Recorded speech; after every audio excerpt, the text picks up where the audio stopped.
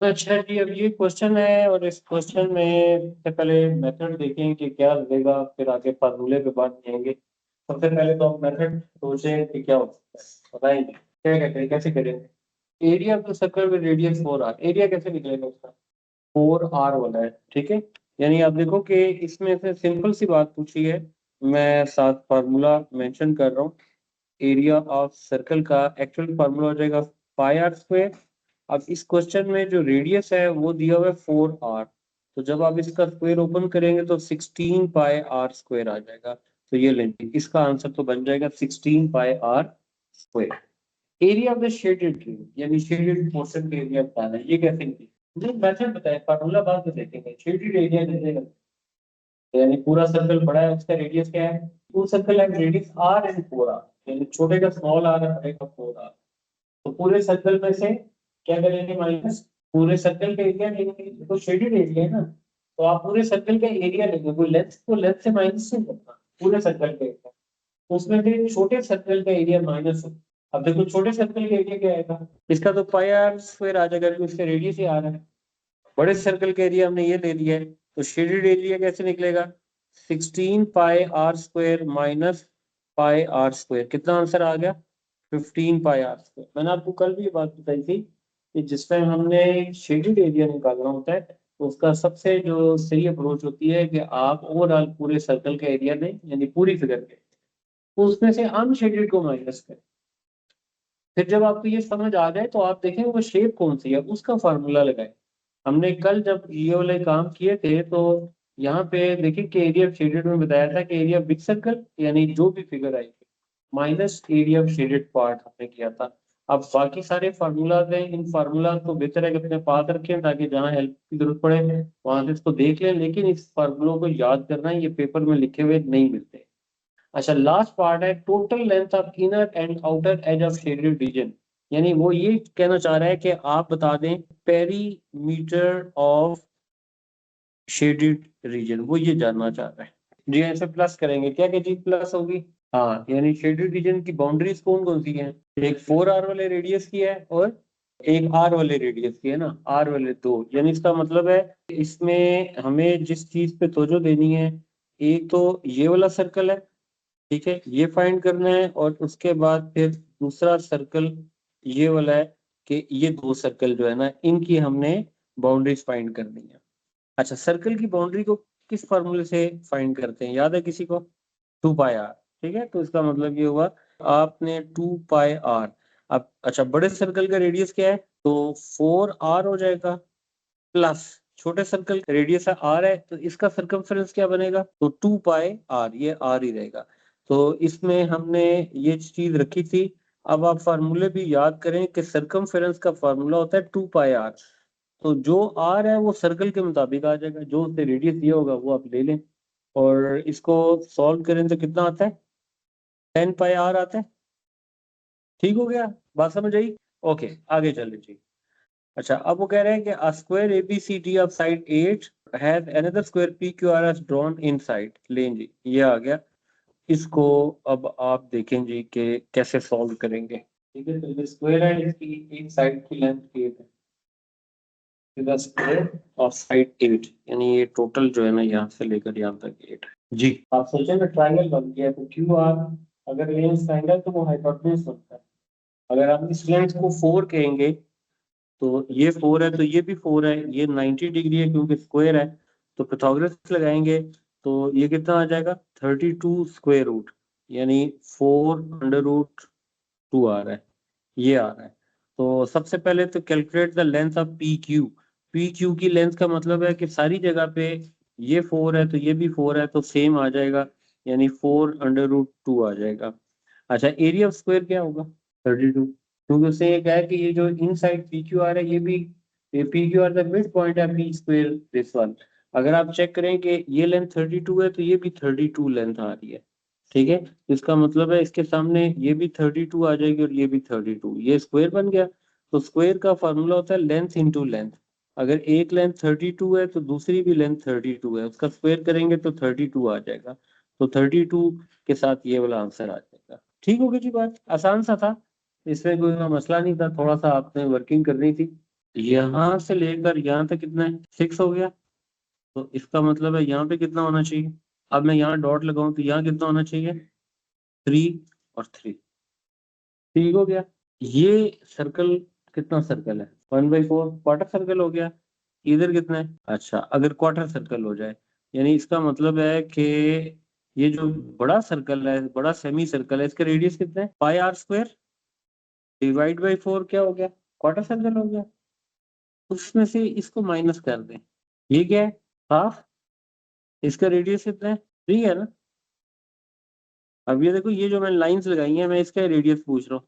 तो ये लें, अब मैंने 3 को माइनस कर दिया। अब आप देखो, ये क्वार्टर सर्कल, क्वार्टर सर्कल का मतलब ये हुआ यहाँ से लेकर यहाँ तक, ये वाला क्वार्टर सर्कल आ गया।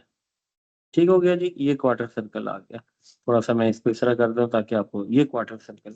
अब इस क्वार्टर सर्कल से वो लाइनों वाला जो हाफ सर्कल है उसे निकाल दो, क्या बचेगा, निकल आ जाएगा। ये चीज ठीक करनी है, फॉर्मूला बाद में होगा, पहले आपको पता चले करना क्या है। ऐसे भी कर सकते हैं, और जैसा मैंने पहले बताया था कि अब आप जरा यही प्रोसेस दूसरी साइड पे, मतलब अगर ये शेडेड है, 1 मिनट, ये शेडेड है और ये वाला आप लाइनों वाला जो सर्कल है, तो इसका मतलब है क्वार्टर सर्कल निकाल के इस सारे को माइनस कर दो, वही चीज आ जाती है। तो मैंने इसलिए पहले जो मेथड बोला था, वो सेकंड मेथड क्या था, सेमी सर्कल 1/2, क्योंकि बिग सेमी सर्कल है, रेडियस विल बी बिग। ये इसमें से माइनस कर दिया पूरा सर्कल ऑफ रेडियस 3, और इस सारे के सारे आंसर को डिवाइड बाई 2 किया, तो एक साइड का शेप। ठीक है ना, तो उसका तरीका ये है कि आप ऐसे कर लो ना, ये नीचे 2 ना लिखो, 1/2 बाय डाल दो। ये वाला ठीक है या ये वाला सही है, ये वाला ना। हाँ ठीक है, तो जैसे भी आपको समझ आता है वो आप कर लें। ये बेटा 1 और 2 दोनों में आ सकता है, क्योंकि अब देखो इस क्वेश्चन में उसने बाउंड नहीं किया कि किस टर्म्स में लेना है। अब जैसे यहाँ पे ये जो क्वेश्चन है ना, ये उसने यहाँ पे बात की हुई है कि आपने find in terms of pi and R. ये पेपर 1 का क्वेश्चन है।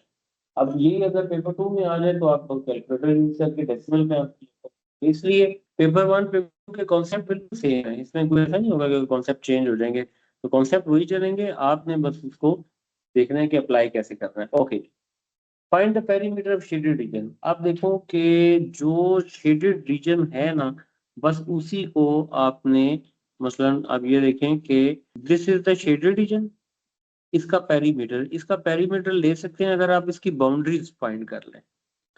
ठीक है, पेरीमीटर में प्लस करते हैं।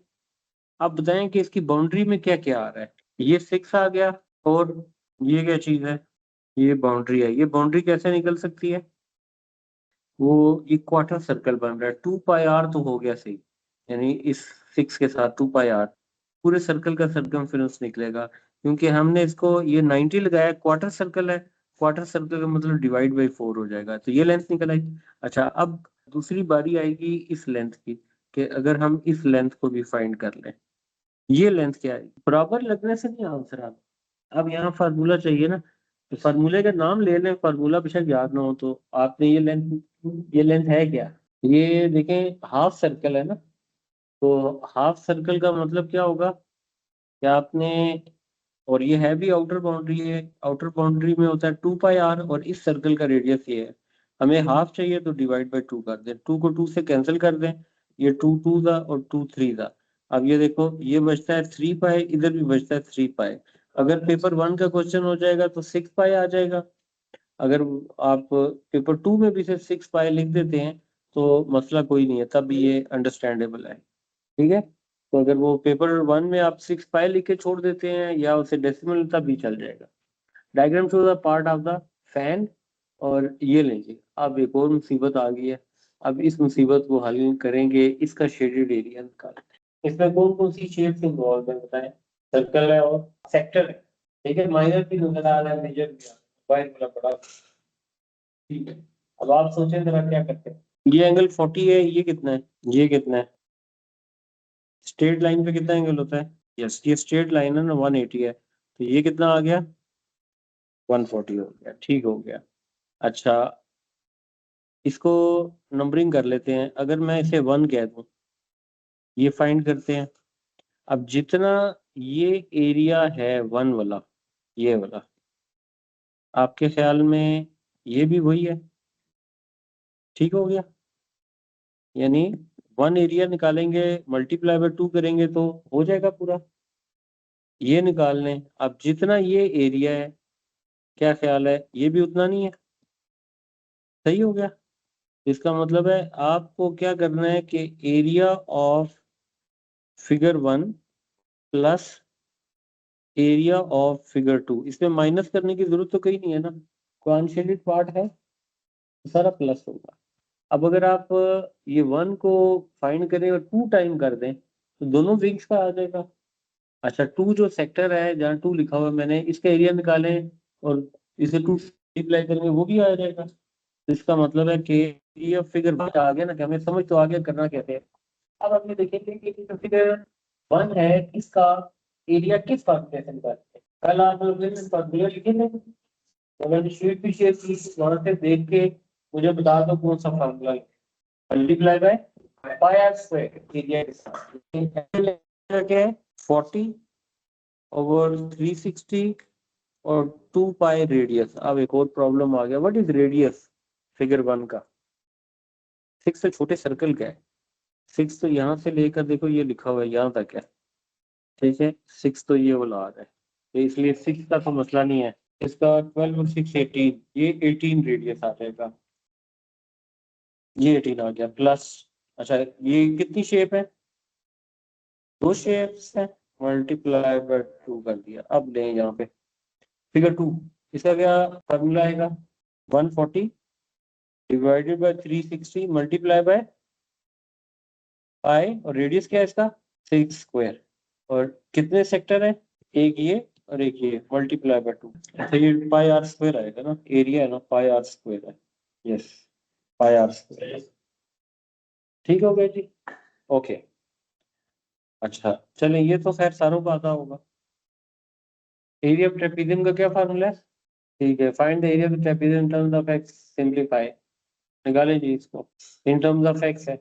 एरिया ऑफ ट्रेपेजियम का फार्मूला बोले जी, ए प्लस बी और इनटू हाइट। ओके, आगे बोले 13 plus 29x, 13x plus 29x, height कितनी है 5x, ये कितना आ जाएगा, ये 17, और ये पूरी फिगर ले, ठीक है, तो ये कितना बन जाएगा 1/2 इंटू 42x और मल्टीप्लाई बाय 5x आ जाएगा, तो ये 21 आ गया, 5 1 था 5, 5 2 था 10 और x स्क्वायर, तो सेंटीमीटर स्क्वायर के साथ ये आंसर।